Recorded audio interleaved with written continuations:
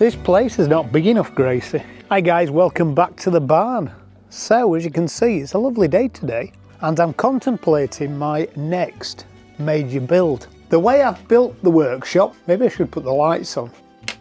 The way I've built the workshop is everything's contained in here, which is absolutely as it should be. But years ago, before I got the Evolution saw and made all these benches, I used to do most of my woodworking outside, usually just behind where the camera stood now in the shade of them trees during the summer months. And I kind of miss that.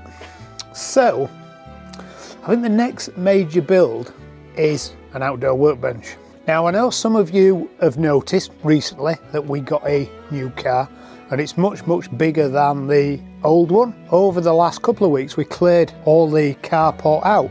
I used to have a workbench here, and that workbench over time has been in the other side of this wall, then it's been in the far side of the workshop, then it's been in here, and it was a nice robust workbench with a proper joiner's vise on it, but I just couldn't get the car in here and open the doors to get out. So at the moment I'm left with my Evolution saw under here and just today a wheelbarrow of firewood. So I'm thinking of utilising this wall here for a quite a large drop down bench, maybe 2 foot wide, maybe 8 foot tall, no, maybe 6 foot tall, hinged somewhere here that I can fold down 2 deployable legs, and then I can work in this area here. One of the most popular videos on this channel is the little fold down MFT bench from the days of the small loft workshop. I'm kind of going to recreate that and maybe embellish it a little bit more, because over the last year or two I've collected some new tools. I've got abundance of router plates, so I can fit a router plate into it, probably the speed tool one, and I've got my DeWalt table saw, which is a shame because it's a really good, relatively expensive job site table saw, and it's sat on the floor in the other side of the barn there. So it'd be quite nice to use that in here. In essence, it doubles up my workflow. Table saw in there, workbenches in there, workbench in here, router in here, and a table saw in here. Obviously everything I build in here needs to be folded away so I can get the car in, especially in the stormy season, which is really why we built this space anyway. Makes the insurance for the car much cheaper. So I'm quite excited about this project. Obviously I still need to work on the barn. I need to get the inside of the workshop finished. There's a lot to do in there, but I do like to do the big exciting projects. So recently I asked Banggood whether they was willing to supply me the HONGDUI rail hinge for the workbench in here, and they've very kindly done that. Sadly I can't fit it to this workbench because it doesn't exist, but I'm keen to have a look at this.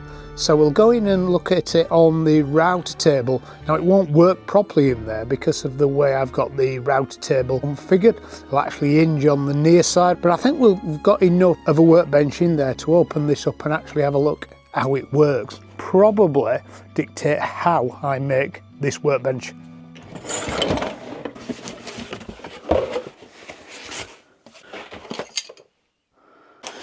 Some dogs, some screws, bolts, a couple of plates, a couple of barky dogs, hey! And the hinge. Different kind of fences, Maffel, others, FMTE, what does that mean? DeWalt. And that is it. So there's no instructions in the box. That's the bit that fastens to the track. So we'll try that in a minute. This should sit at this end of the workbench, and this is my dilemma. I can't actually get this to fit to my workbench here. So it goes like that. And then this goes to the near side of the workbench.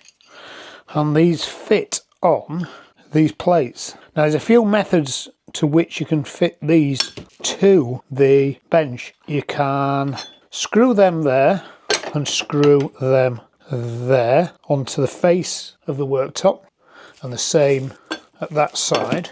Or if you're lucky enough to have a workbench with some T-slots around the side, which I have, I don't know whether they'll fit, but we'll give it a go.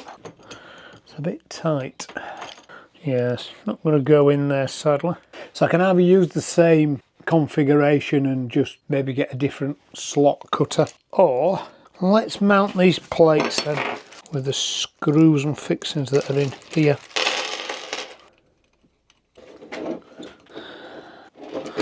So that goes like that, that fits on there. I don't really want to drill these onto my bench. How am I going to do this then? So that's the rail receiver end, that's the front end. Screw that down to the face. I'm not going to do that for the minute, I'm going to put a clamp on it. Like that. Put a clamp on there.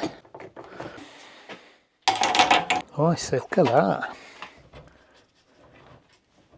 So I'll put that up there so it sits proud of the clamps. This locks it off, so at the moment that is sat at 70mm. This goes all the way up 200mm, which means you can groove with a track saw, because my TS55 will only cut 55mm, hence the name TS55. Bit too short, short at both ends. That goes in there, that there goes in there, that locks in there, which then locks into that groove. Okay, so there's another option. I can do exactly what I've done there, here, like this. Right, that makes much more sense. Why didn't I think of that in the first place? Now I said a week or two ago I'm going to make a new worktop for this because of the dust extraction planer situation. So I don't mind screwing this one down, so let's screw it down and adios the clamps. Now the body makes sense. Speed tool router table is what I'm planning on putting in the one out there. Where's that little guide gone? There it is. That needs to be fixed down in here.